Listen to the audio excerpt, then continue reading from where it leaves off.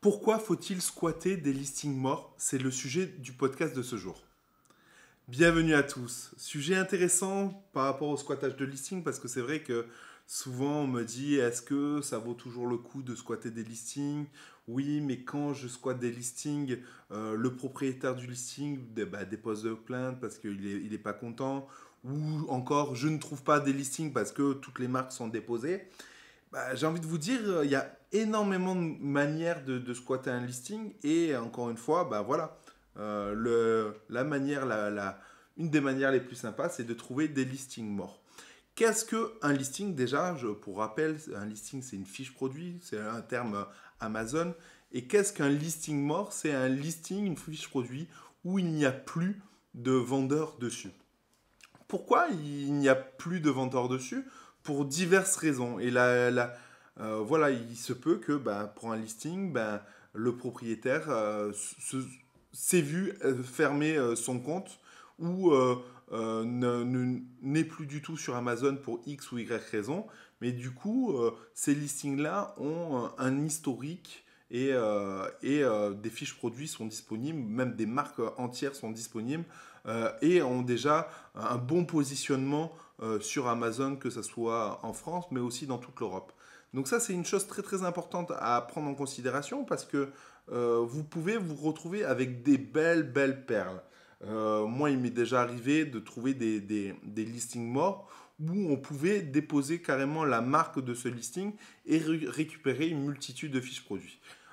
Si vous ne décidez pas de déposer la marque, etc., rien ne vous empêche de squatter ce listing-là et générer des ventes grâce à ce produit.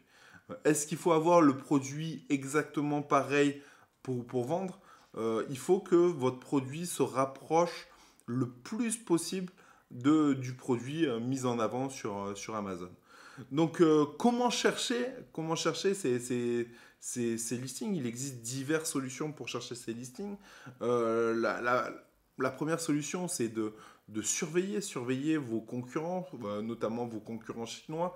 Pourquoi je parle plus des Chinois qu'autre chose? C'est parce que les Chinois vont se faire plus facilement fermer leur compte pour diverses raisons. S'ils font pas du FBA, si leur stock n'est pas en Europe, déjà, si les délais sont trop longs, etc., Amazon est plus à même de fermer le compte. Aussi, si le chinois, par exemple, ne paye pas les commissions Amazon, etc., il peut se faire fermer son compte. Et aussi, moi, je pense qu'il se fait fermer son compte parce qu'il n'a pas déclaré sa TVA en Europe. Comme on le sait, souvent, là, notre grande concurrence, c'est les Chinois. Pourquoi? Parce que leurs prix sont défiant toute concurrence, etc. Parce que eux-mêmes ne déclarent pas cette TVA-là. Donc, je pense qu'ils se font fermer leur compte au bout de 6 mois, 1 an, à cause de ça. Donc voilà, pourquoi faut-il squatter les listings morts? C'est parce que c'est une aubaine pour vous, parce que vous avez des listings avec 50, 100, 150 évaluations, et vous pouvez même avoir une multitude de produits associés à une marque précise. Et je pense que c'est le meilleur moyen dans le sens où tout le web marketing a été fait en amont, la recherche d'évaluation, etc., etc. Et du coup, vous allez avoir un gain de temps sur le positionnement de celui-ci. Pour savoir si ce listing est rentable ou pas, souvent on me pose la question, oui, mais le listing est mort, etc. Mais comment tu sais combien de ventes il fait par jour ce listing? Voilà, tu peux essayer de deviner par le nombre d'évaluations qu'il a eu pendant une courte période. Donc déjà, ça c'est un premier indicateur.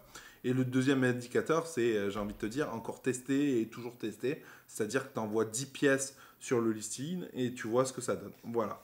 J'espère que cette vidéo vous a fait plaisir. N'oubliez pas de liker la vidéo, de vous abonner à la chaîne YouTube et n'hésitez pas à partager cette vidéo, c'est super important et ça me motivera à en faire d'autres. Sur ce, je vous dis à bientôt les rouillards dans une prochaine vidéo. Ciao.